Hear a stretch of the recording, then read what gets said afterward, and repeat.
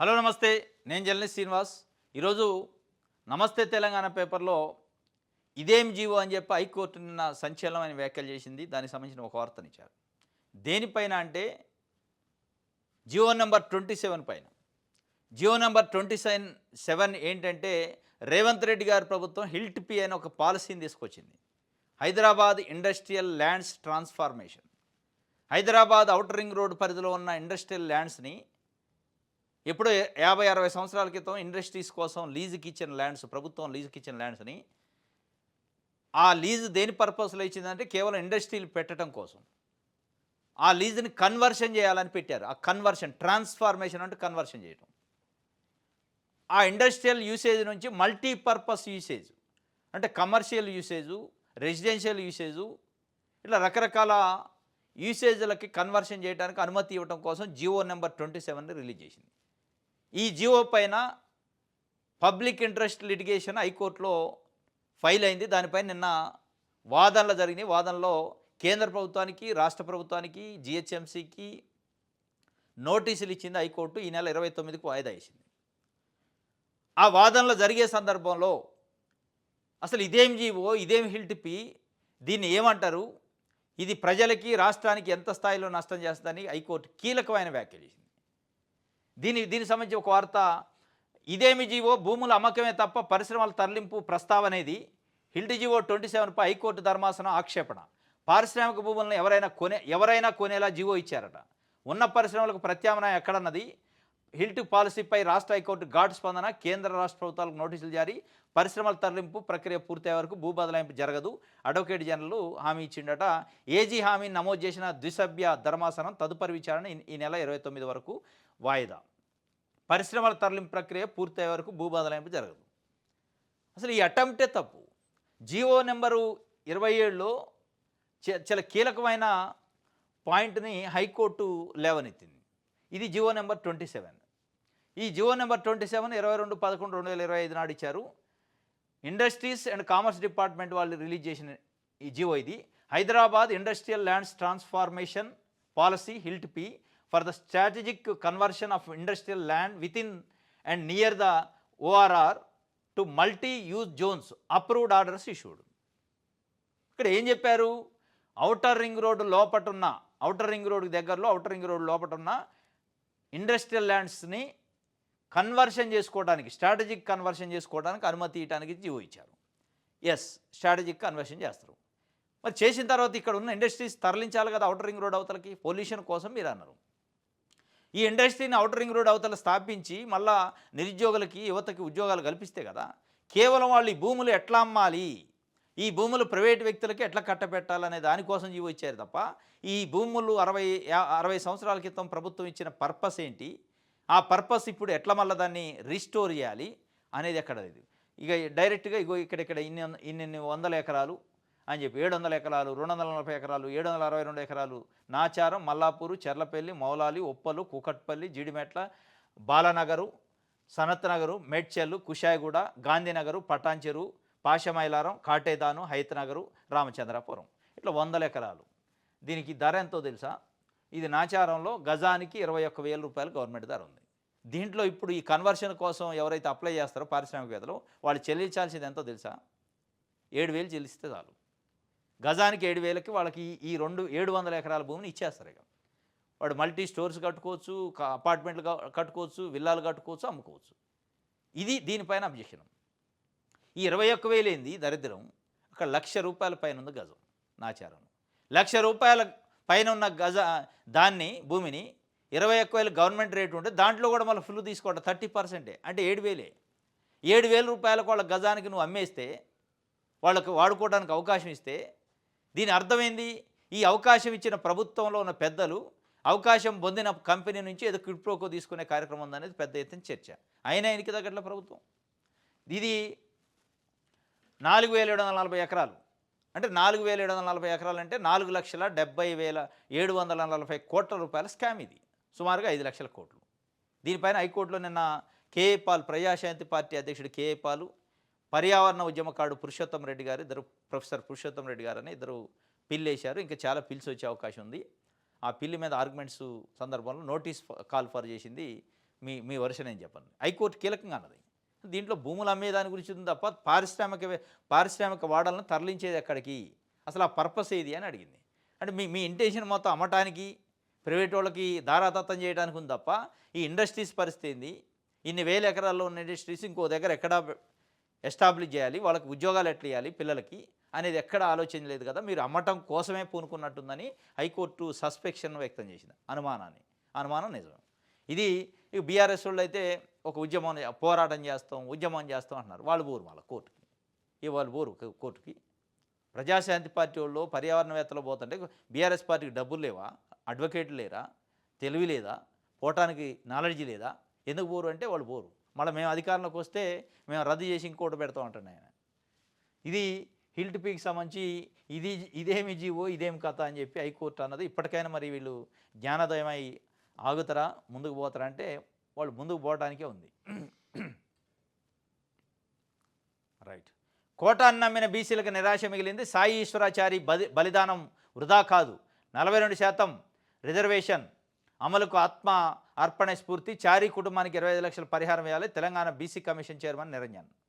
Telangana BC commission chairman మొత్తుకుంటుండు పాపం, బీసీలను మోసం చేస్తాను మీరు, బీసీలకి ఇది కాదు పద్ధతి, రిజర్వేషన్ ఇచ్చే పద్ధతి ప్రాసెస్లో పోలేదు, ప్రాసెస్లో పోవడం వల్ల బీసీలను నమ్మించి మోసం చేసే పద్ధతి వద్దని చెప్పి ఆయన ప్రభుత్వం నియమించిన కమిషన్ చైర్మన్.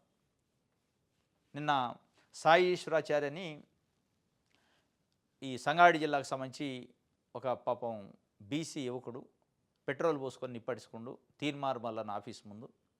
ఆయన కలవటానికి వచ్చిండు. బీసీలకు జరుగుతున్న అన్యాయం గురించి ఆయన లేడు. ఆ సందర్భంలో ఇక కొంత ఎమోషన్ అయ్యి బీసీలకు ప్రభుత్వం చేస్తున్న అన్యాయాన్ని చూసి చలించి తట్టుకోలేని పరిస్థితుల్లో ఆత్మార్పణం చేసుకున్నాడు ఈ సాయి ఈశ్వరాచారి. శ్రీకాంతాచారి అని చెప్పి తెలంగాణ ఉద్యమం కోసం ఆయన ఆత్మ బలిదానం చేసుకుంటే అక్కడి నుంచి తెలంగాణ ఉద్యమం రగిలింది. ఇప్పుడు బీసీ ఉద్యమం కోసం, బీసీల కోసం సాయి ఈశ్వరాచారి పాపం అర్పణం చేసుకున్నాడు.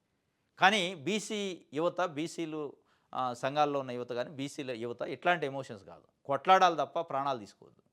ప్రభుత్వం పైన ఉద్యమాలు చేయాలి, కొట్లాడి సాధించుకోవాలి తప్ప ప్రాణాల మీద తెచ్చుకొని ప్రాణాలు తీసుకునే కార్యక్రమం చేయొద్దు. ఇప్పటికే బీసీ ఉద్యమం రగులుతుంది. ఈరోజు అసలు దీనికి కారణం ఎవరు అని ఆలోచిస్తే ప్రభుత్వము, పొలిటికల్ పార్టీలు ప్రధానంగా. ఇప్పుడు ప్రభుత్వాన్ని వెళ్తున్న పార్టీతో సహా మిగతా పొలిటికల్ పార్టీ కూడా ఈ బీసీ యువత ఆత్మార్పణగా చేసుకోవడానికి కారణం.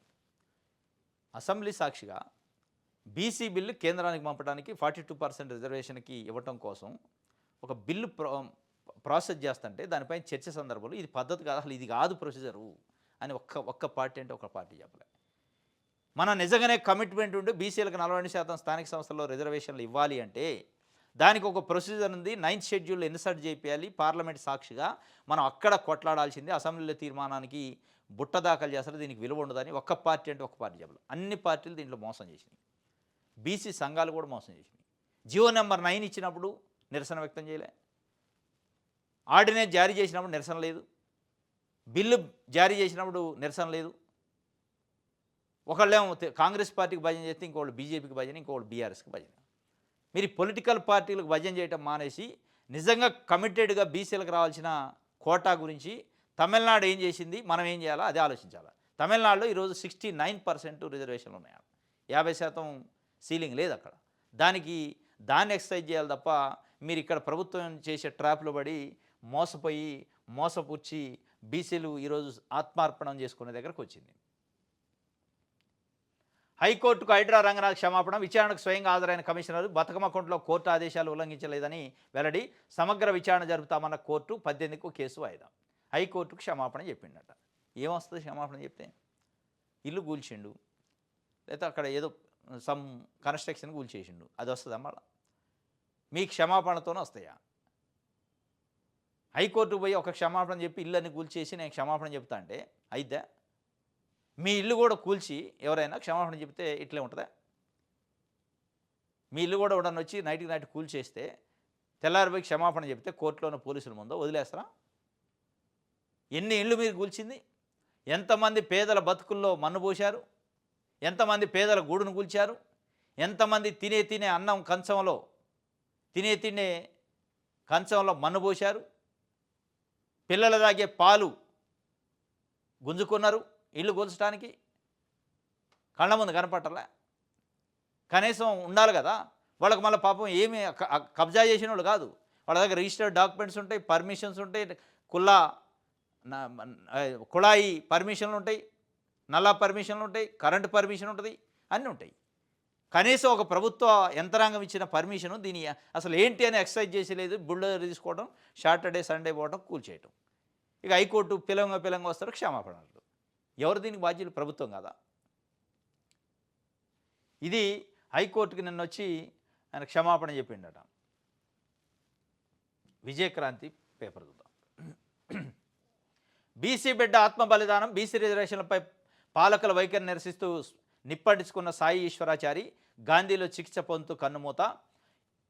ఎవరిది బాధ్యత అంటే ఇప్పుడు నేను చెప్పినట్టు అన్ని రాజకీయ పార్టీలు, రాజకీయ పార్టీ నాయకులు, ప్రభుత్వాలు ఇప్పుడు వెళ్తున్న ప్రభుత్వం కాంగ్రెస్ పార్టీది కూడా, బీసీ సంఘాలు కూడా, బీసీ సంఘాల నాయకులు కూడా కారణమే.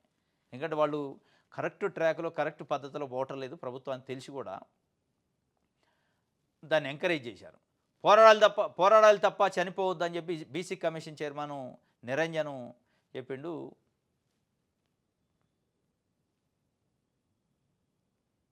రైట్. ఆ పార్టీలే కారణం, రేవంత్ రెడ్డి, కిషన్ రెడ్డి బాధ్యత వహించాలి, స్థానిక ఎన్నికల ప్రక్రియ నిలిపేయండి, మృతుడి కుటుంబానికి ₹1 ఎక్స్గ్రేషియా, కుటుంబంలో ఒకరికి ఉద్యోగం ఇవ్వాలి. ఇక ఆ పార్టీ కారణం అని ఇంకో పార్టీ కారణం. ఈ కారణాలు, పార్టీలు, విమర్శలు, రాజకీయాలు తప్ప నిజంగానే బీసీలకు కమిటెడ్గా ఎవడు న్యాయం చేస్తారంటే ఎవరికి లేదు చిత్తుంది. బీసీలకి 42% కాదు 50 నుంచి 60% పార్టీ పరంగా రిజర్వేషన్ ఇస్తానని కాంగ్రెస్ పార్టీ చెప్పింది. ఒక్కటంటే ఒకటి అమలు కాలే.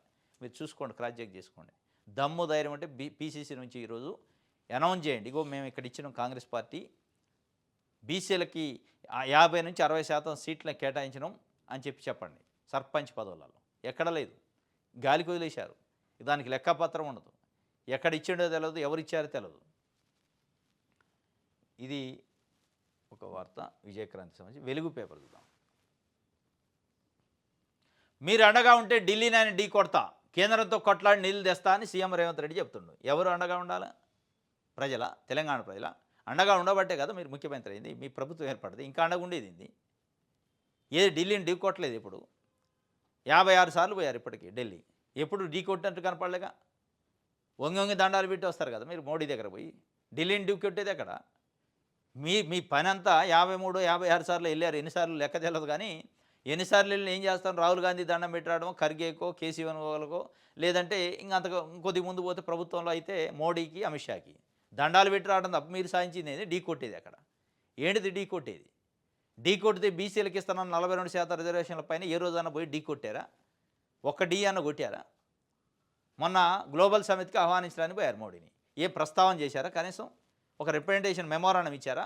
డిప్యూటీ సీఎం గారు మీరు వెళ్ళారు కదా, వెళ్ళిన సందర్భంలో ఇది మేము మా రాష్ట్రంలో యువత, బీసీ నాయకులు, బీసీ సంఘాలు, బీసీ సమాజం ఎదురు చూస్తుంది మీ పిలుపు కోసం, మీ నిర్ణయం కోసం, ఇగో దీన్ని చేయండి అని అడిగారా?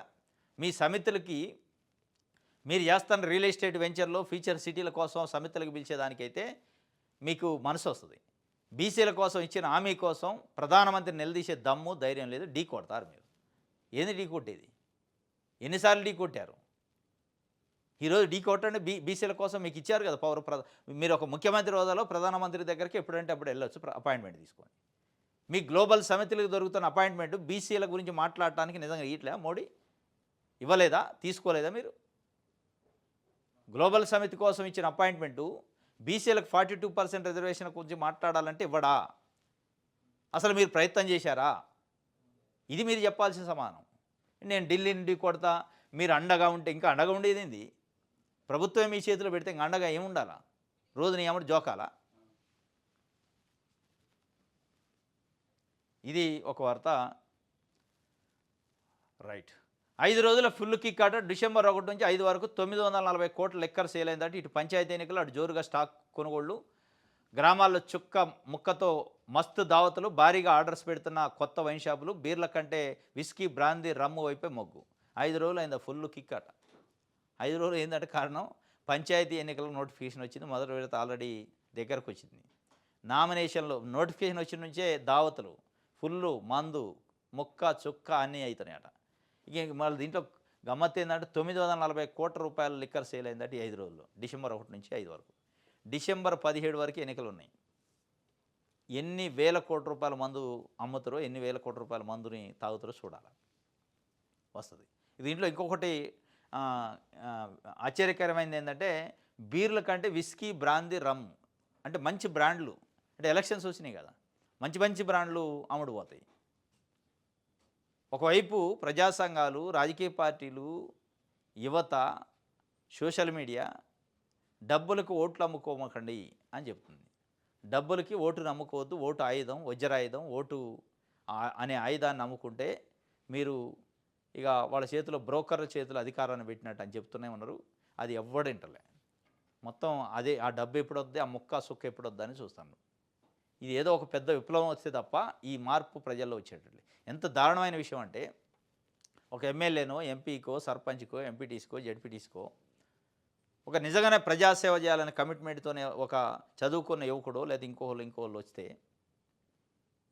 కొంచెం ఆదర్శంగా ఉన్న ఫ్యామిలీస్ అట్లాంటివి వస్తే వాళ్ళని ముందే జడ్జిమెంట్ ఇచ్చేస్తారు ప్రజలు ఎట్లా జడ్జిమెంట్ ఇస్తారంటే, వీనికేముందా, వీడు ఎక్కడికి గెలుస్తాడు, ఇక ఫలానా 100 కోట్లు పెడతారు ఖర్చు, ఫలానా XYZ ఆయన పెద్ద పారిశ్రామికవేత్త, ఆయనకి కోట్ల రూపాయలు ఉన్నాయి, ఇట్లా చల్లుతు డబ్బులు అయిపోయాయి. డబ్బులు ఉన్నదెవరు లేనిదెవరు అని వీళ్ళే, ఎవరైతే ఓటేయాలో వాళ్ళే జడ్జిమెంట్ ఇస్తారు.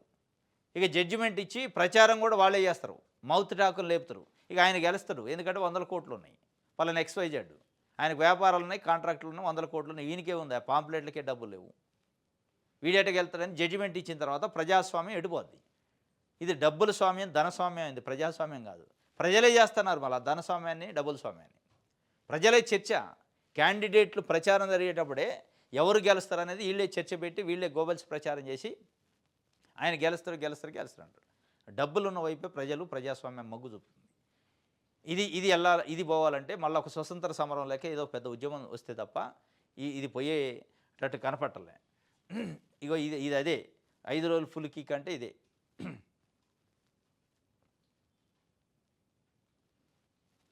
రైట్, మన తెలంగాణ చూద్దాం.